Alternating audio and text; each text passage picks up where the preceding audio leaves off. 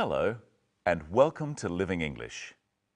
Last time on Sisters and Brothers, Steve was teaching Anne how to play darts when Anne decided to tell him about her missing brother. Now let's see what happens when Anne shows Steve a photo of her brother.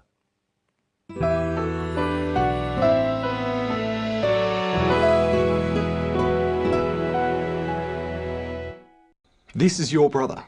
Yes. I know this man. You know him? I'm sure it's him.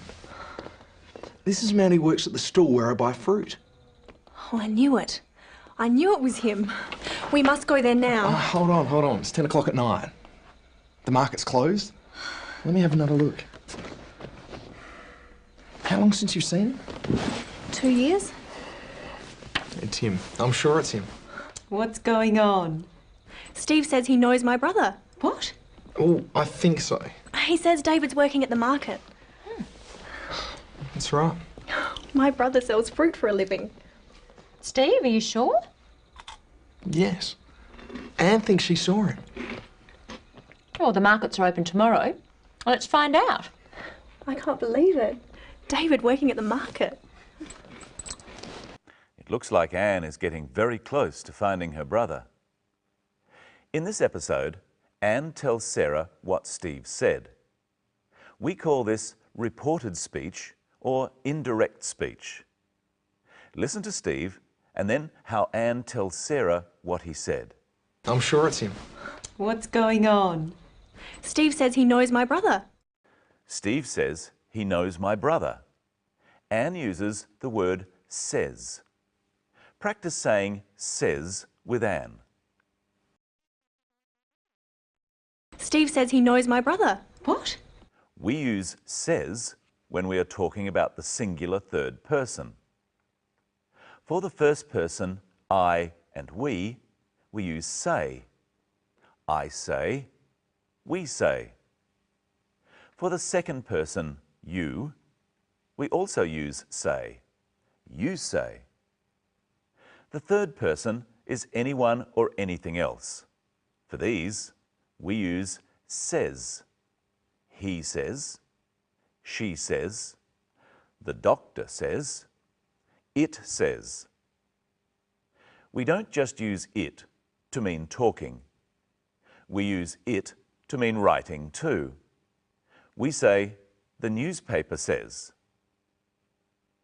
But when the third person is plural, we use say. The newspapers say, the doctors say, they say. And if we ask a question, we use say. What does Anne say? He says David's working at the market. He says. Now it's your turn. Steve, he knows Anne's brother. Steve says he knows Anne's brother. He, David's working at the market. He says David's working at the market. Anne uses says because Steve has only just finished saying that he knows her brother. She could have used the past tense said. He said David's working at the market. My brother sells fruit for a living. Steve, are you sure? Yes. Anne thinks she saw him. He said Anne thinks she saw him. We use thinks or think in the same way as says or say. See if you can remember which one to use. Your English is very good. I think your English is very good. Michelle, your English is very good. Michelle thinks your English is very good. Now, where did Steve think he saw David? I'm sure it's him. This is a man who works at the store where I buy fruit. He thinks he saw David at the stall where I buy fruit. That's in the market. Notice that he says, this is the man who works, and not, this is the man that works. Listen again. I'm sure it's him.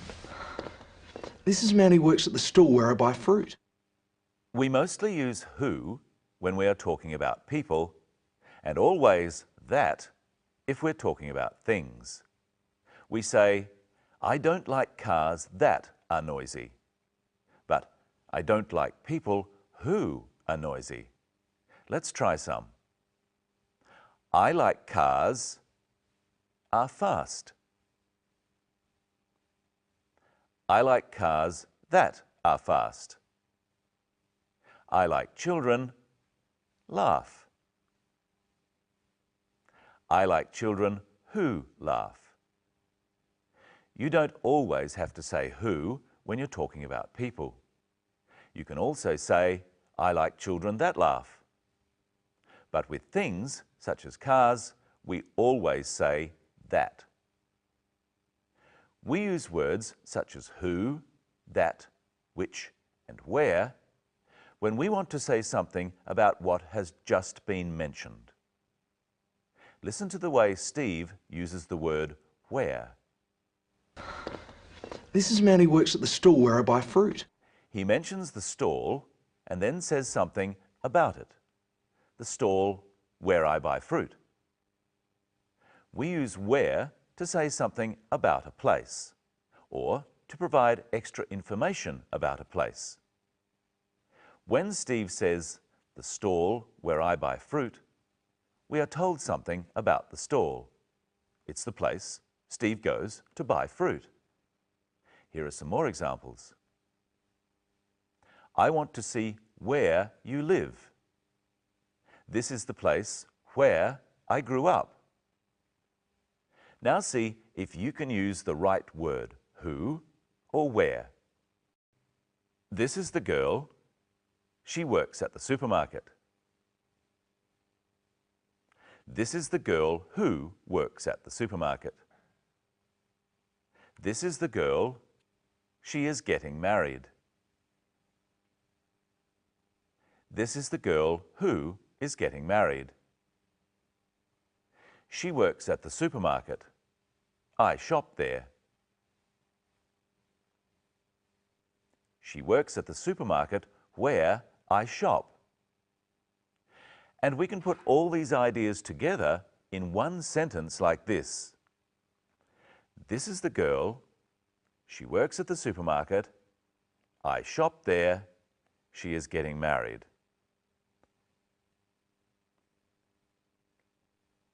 The girl who works at the supermarket where I shop is getting married. So words like who, where, which, and that can be used to link sentences or ideas together. Let's try another one. This is the house. I live there. This is the house where I live. This is the man. He owns the house. This is the man who owns the house. And putting the ideas together. This is the man. He owns the house. I live there. This is the man who owns the house where I live. Now listen to what Anne says about her brother who works at the market. My brother sells fruit for a living. And this is Michelle. She helps host the program. This is Michelle who helps host the program. Hello, Michelle. Hello, Brenton. Hello, everyone. What does Anne mean when she says he sells fruit for a living? She means it's his job. His job is selling fruit at the market. It's how he earns enough money to live. We do jobs for a living. What jobs have you done for a living? I used to work at the market like David. I used to unload the fruit and vegetables off the trucks in the morning. Used to?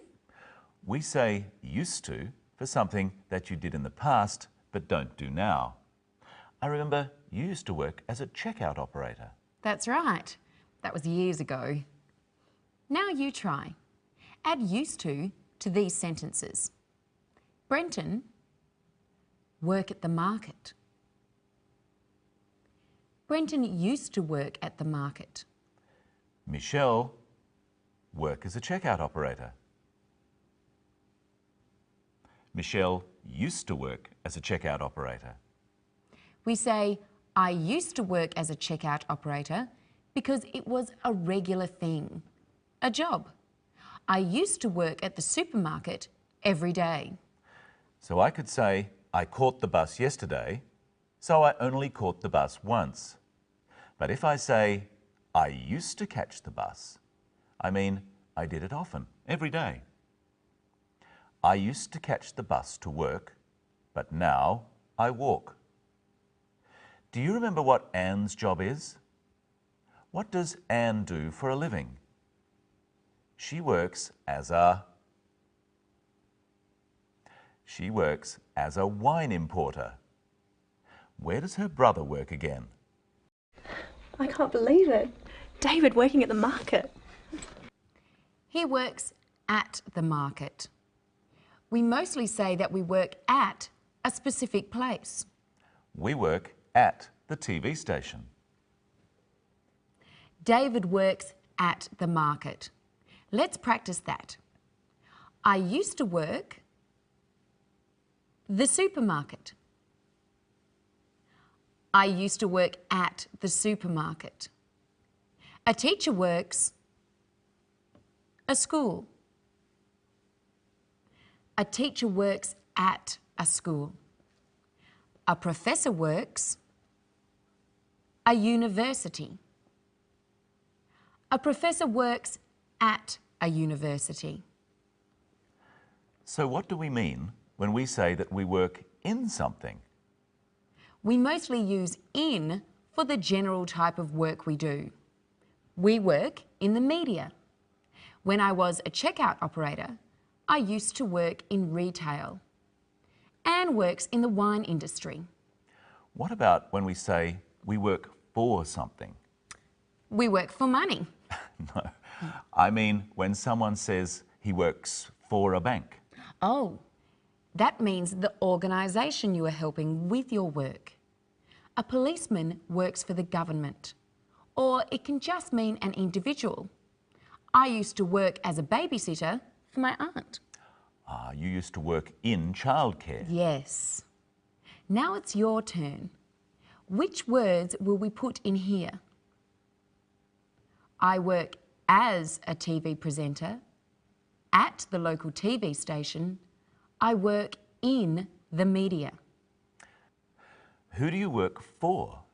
Well, I work for ABC Asia Pacific TV. It's a TV network. So I work for the TV network.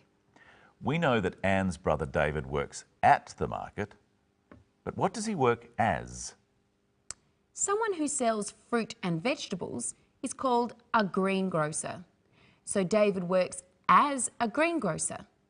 Of course, you can also say he is a greengrocer. Well, that's all for today. We learnt about reported speech and what first, second and third person means. And some of the little words we use to talk about the jobs we do. In our next episode, we'll join Anne, Steve and Sarah at the market in their search for Anne's brother and find out some more about tenses.